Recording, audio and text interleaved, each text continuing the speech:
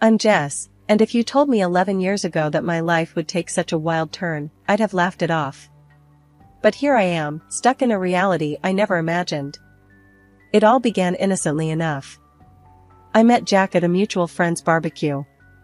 He was charming, with a smile that could light up a room, and we hit it off right away. Fast forward through a whirlwind romance, and we were married, living what seemed like a dream. A year into our marriage, our son Max came into the world, making our little family feel complete. Life got real tough when Max started getting sick all the time. My job was on the line, but my boss, Mr. Harris, he was a lifesaver. Jess, you're a rock star at work, and we can't lose you. How about you work from home? Keep an eye on the little guy and keep the ball rolling here, he suggested. And just like that, my living room turned into my new office. Juggling work calls, Max's needs, and household chores became my new norm. But that's where the fairy tale ended and real life began. As I became the superwoman handling it all, something in Jack changed. The man who used to help around the house, who used to play with Max for hours, began to change. It was like he resented me for being at home, even though it was for our son. He'd walk in from work, not even a hello before he'd slump on the couch, eyes glued to his phone. Jack, could you help Max with his homework? I'd ask after a long day of balancing spreadsheets and laundry. I'm beat, Jess. You handle it. You're home all day, aren't you? He'd reply, not even looking up. His words stung, but I bit my tongue. I didn't want to fight in front of Max, who was becoming more perceptive each day. But it wasn't just me. His attitude towards Max shifted too. Gone were the days of patient father-son chats. Now, it was all short, snappy comments. Max, quit being a baby. Man up. Jack would snap when Max struggled with something. I tried to talk to Jack about it, to understand what was eating at him. But every attempt just bounced off him like he was made of stone. Jack, we need to talk. This isn't working, I said one evening when Max was at a sleepover. Here we go again. Nag, nag, nag. You know, maybe if you weren't so busy playing the perfect housewife, you'd see I'm dealing with real stress at work, he retorted, his words laced with a bitterness that took me aback. But we're supposed to be a team, Jack. It's us against the problem, not us against each other, I shot back, my patience wearing thin. Save it, Jess. I've got enough on my plate without home becoming another battlefield, he said, dismissing the conversation with a wave of his hand before storming out. I stood there, in the silence of our living room, feeling more alone than ever. It was like living with a stranger, a man who wore the same face as my husband but carried none of his warmth, none of his love. The shift in Jack's behavior didn't just come out of the blue. It crept in slowly, like a shadow growing longer as the sun sets, until one day, the room was dark. About 3 years back, that's when the late nights started becoming more frequent. Each time Jack walked through the door past midnight, his excuses were as thin as paper. It was a Tuesday, I remember, because Max had just won his soccer game, and we were waiting to celebrate with Jack. But as usual, the chair at the head of the table remained empty. Max's eyes kept darting to the clock, then to the door, and finally, settling on me with a mix of disappointment and confusion. I plastered a smile on my face, trying to keep the mood light. Your dad's really swamped at work, honey. But he's so proud of you, you know that, right? I reassured Max, but the words felt hollow even to me. It wasn't until much later that Jack decided to grace us with his presence. The sound of the door creaking open pulled me out of my troubled thoughts. I was sitting at the kitchen table, the remains of a celebration that never was laid out in front of me. Jack walked in, looking worn out, but there was something else in his demeanor, something off. I could smell the faint trace of perfume, definitely not mine, and it made my stomach churn. Jack, where have you been? Max waited up for you. He won his game today, remember? I tried to keep the accusation out of my voice, but it was hard. The game. Yeah, work, Jess. It's killing me. You know how it is. Jack mumbled, not even bothering to meet my gaze as he made a beeline for the fridge. No, I don't know, Jack. It seems like work is all you ever have to say these days. And what's that smell? Since when do your colleagues wear such strong perfume? I pushed, the words spilling out before I could stop them. Jack's head snapped up, his eyes narrowing. What are you implying, Jess? That I'm cheating on you? That's rich, coming from someone who's holed up here all day. The accusation stung, and I felt my face flush with anger. I'm here taking care of our son, our home, while you're out there doing God knows what. And it's not just the perfume, Jack. I found a strand of black hair on your jacket. Last time I checked, my hair was blonde. Jack let out a scoff, his ego inflating like a balloon.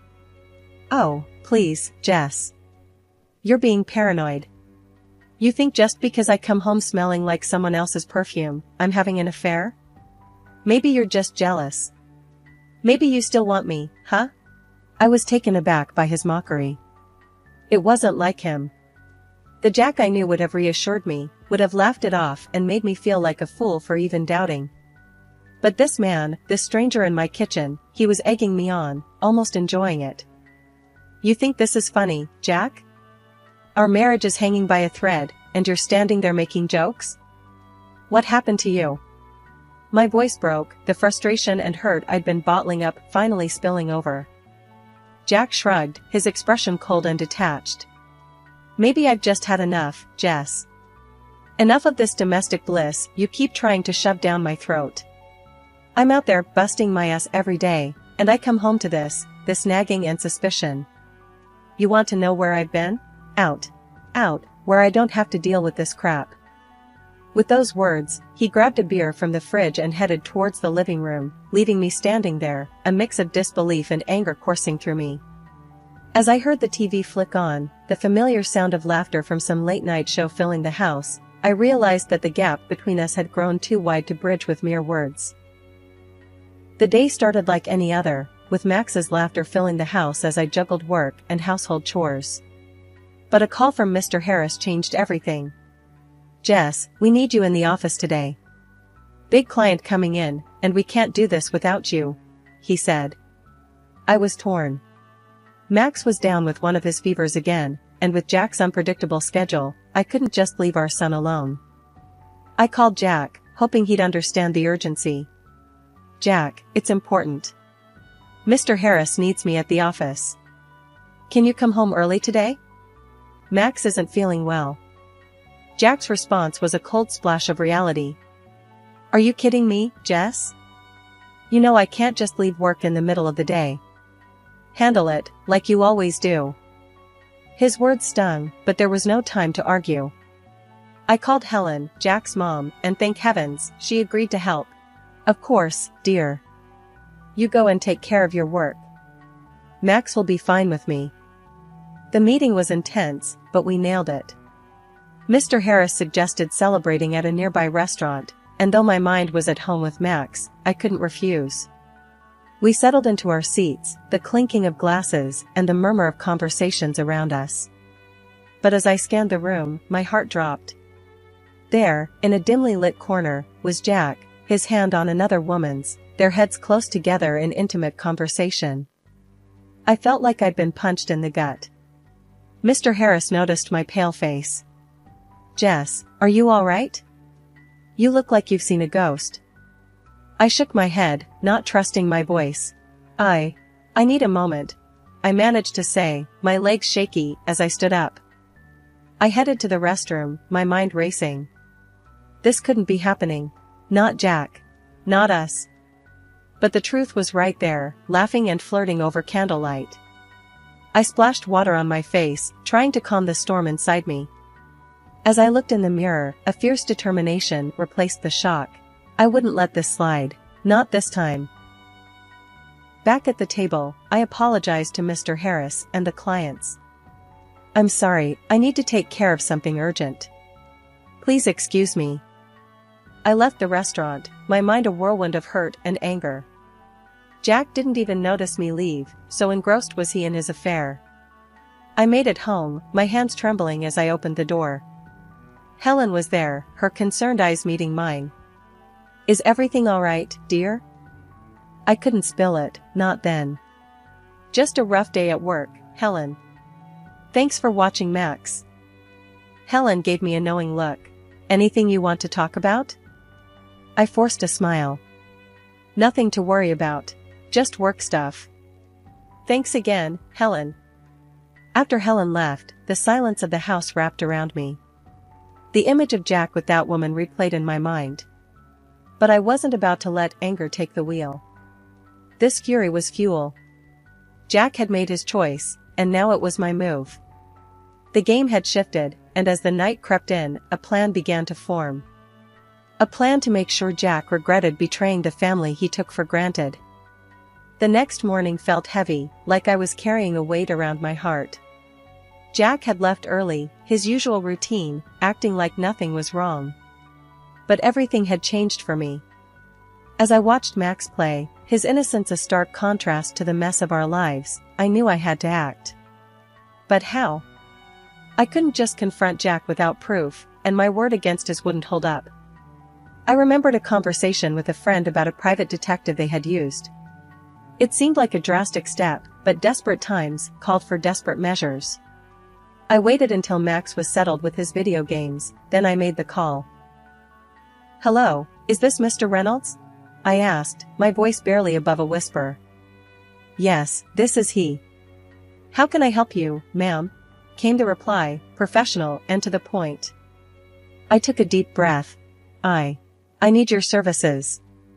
I suspect my husband is involved with someone else. I need proof. Mr. Reynolds was all business. I understand, ma'am. We handle these cases with utmost discretion. Can you tell me more about your situation? I poured out the details, the late nights, the perfume, the restaurant incident. Mr. Reynolds listened without interruption, then said, "We can start surveillance on your husband immediately. We'll gather evidence and keep you updated. My fee is..." I agreed without hesitation. The price didn't matter, I needed the truth. Days turned into weeks, and each time Mr. Reynolds sent over photos or snippets of conversations, my heart sank a little more. Jack with the same woman, at restaurants, at a park, and once, chillingly, at a jewelry store. It was like watching a train wreck in slow motion, each piece of evidence a brutal confirmation of Jack's betrayal. One evening, as I sat staring at the latest set of photos, Max came up to me. "Mom, why are you sad? Did something happen?" I quickly hid the photos and forced a smile. "It's nothing, honey. Just some work stuff. You know how it is." Max looked unconvinced. "If Dad is making you sad, I can tell him to stop. He should be nice to you." I hugged him, tears threatening to spill. "You're such a good boy, Max. But it's not your fight. Mom's got this under control, okay?" Max nodded, but his eyes still held worry. It broke my heart to see him like this, but it also steeled my resolve. Jack had to be held accountable, not just for me, but for Max's sake too. Max's 10th birthday should have been a day of joy and laughter, a celebration of a decade of life. The house was decorated, the cake was ready, and Max's eyes sparkled with excitement. But as the day unfolded, it became clear that it was going to be anything but typical. Jack, once the cornerstone of our little family, had been drifting away, his presence now just a shadow. This day was no different. "Jess, work slammed. I can't make it," he said over the phone, his voice as cold as the winter wind. I watched from the window as he drove off, leaving a cloud of dust and a heavy heart behind. Helen and George, Jack's folks, did their best to fill the void, their faces a mix of concern and disappointment. The party was in full swing, the sound of children's laughter a bittersweet melody. Then, out of nowhere, my phone shattered the calm. Jack's voice, panicked and loud, boomed through the speaker. "Our son's been hit. He's at the hospital now." The room froze, the festive air turning to ice. But there, right in front of me, was Max, safe and unharmed. "Jack, check your number." "Max is right here, safe and sound," I said, my voice steady, betraying none of the turmoil inside. There was a pause, a moment of silence that felt like an eternity. Then, a quiet, "Sorry, wrong number," before the line went dead. The room was thick with confusion and unspoken questions. I gently nudged Max towards his room, his new video game in hand. "Go on, sweetie." "I'll be right there," I said, mustering a smile that felt more like a grimace. Once Max was out of sight, I turned to face Helen and George. Their faces were a mix of shock and worry, a silent demand for an explanation hanging in the air. "Helen, George, there's something you need to know," I began, my heart heavy. "Jack hasn't just been buried in work. He's involved with someone else. They have a child together, a little boy." The words hung in the air, heavy and suffocating. Helen's eyes welled with tears, and George's jaw clenched, his anger barely contained. "Jess, are you certain?"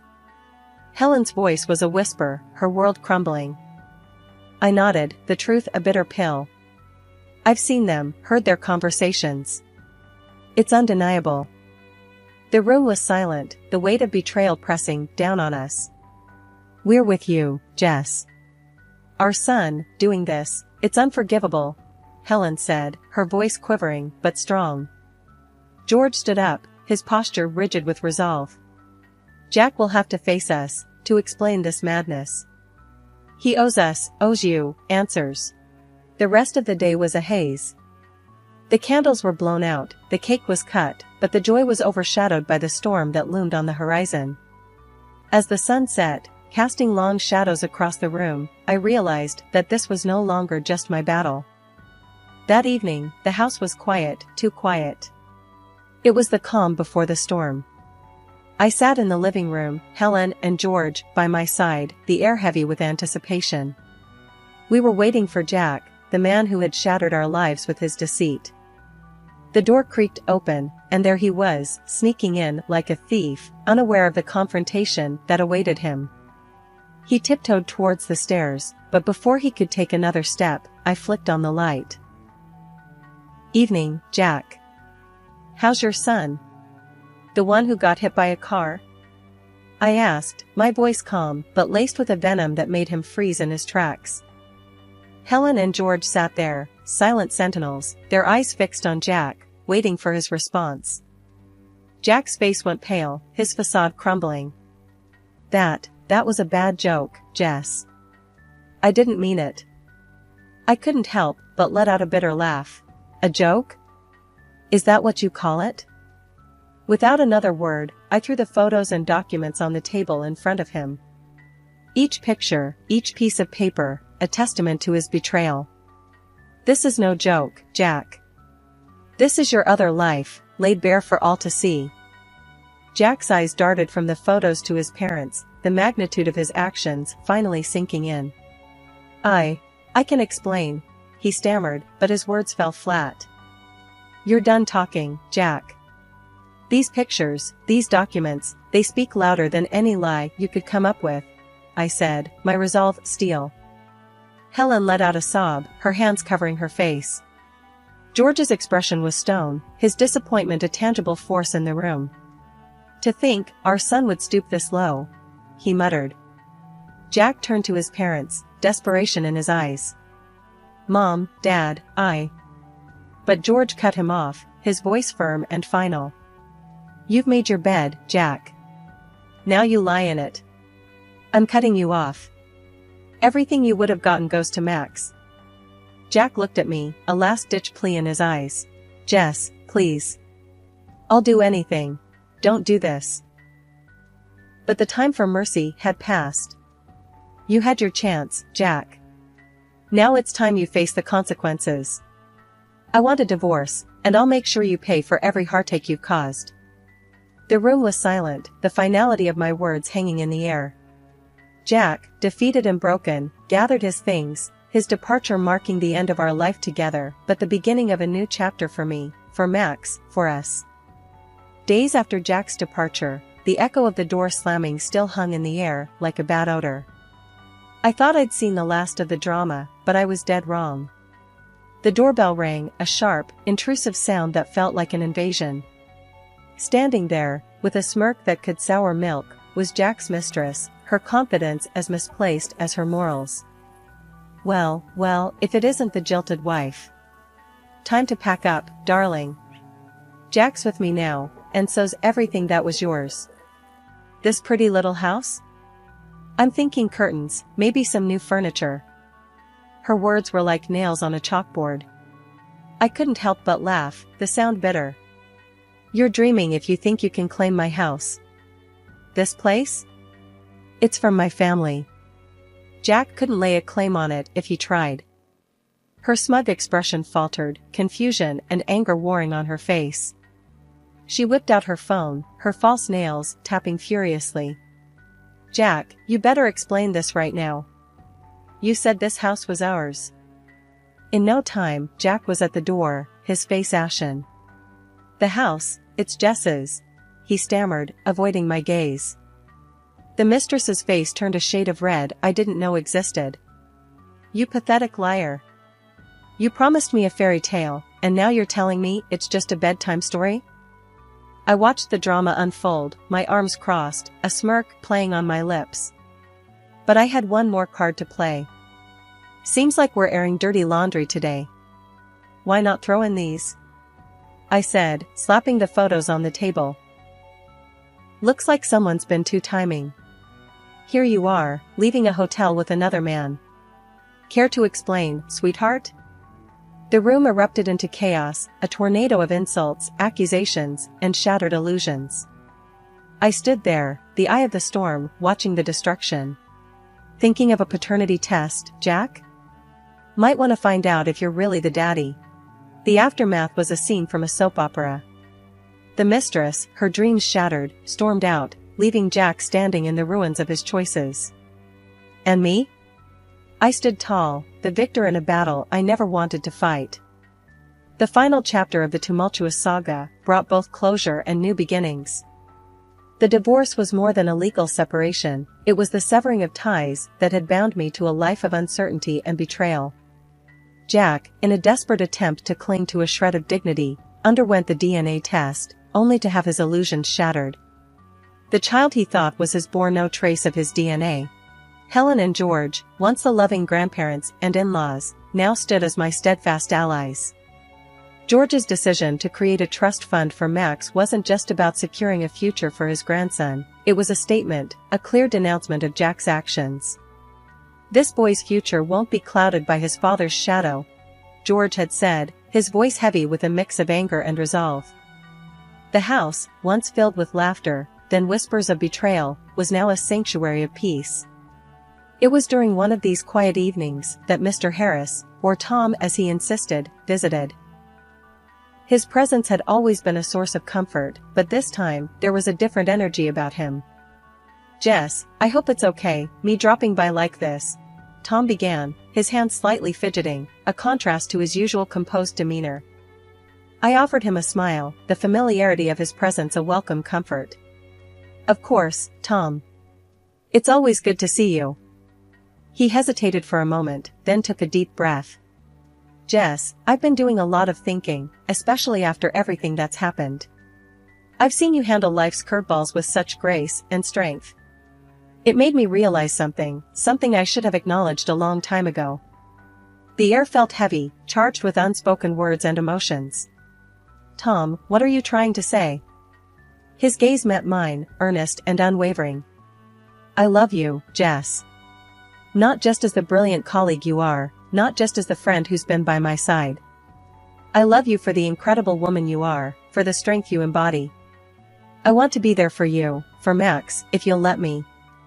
The confession, honest and raw, stirred something within me. A mix of surprise, fear, and a flicker of hope. Tom, this is a lot to take in. I appreciate your feelings, truly. But I need time to process, to understand what this means for me, for Max, for us. Tom nodded, understanding etching his features. Take all the time you need, Jess. I'm not going anywhere. I just wanted you to know how I feel, to understand that whatever the future holds, I'm here. As he left, the silence of the house enveloped me. The words we'd exchanged echoed in my mind, a gentle yet profound reminder that life still had surprises in store, that maybe, the end of one chapter was simply the beginning of another.